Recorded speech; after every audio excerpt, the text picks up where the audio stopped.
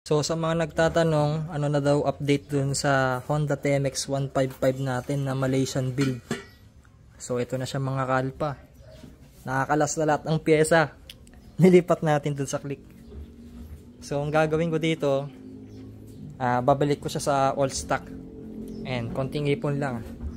Tapos siguro baka bibili tayo ng Honda Wave. Yun yung pagdidiskita natin. Ililipat ko ulit yung mga pyesa na to. Katulad ng swing arm, RCB na shock, tas yung mags natin, saka yung Maxxis na gulong. Ayan. So babalik natin sa wave siguro. Tapos itong pipe ilalagay ulit natin yan.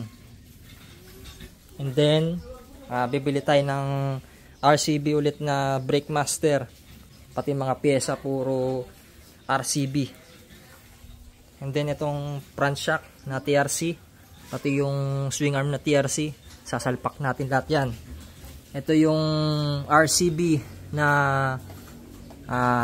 steering damper natin. Yan, kinakalawang na yung mga ibang parts dito.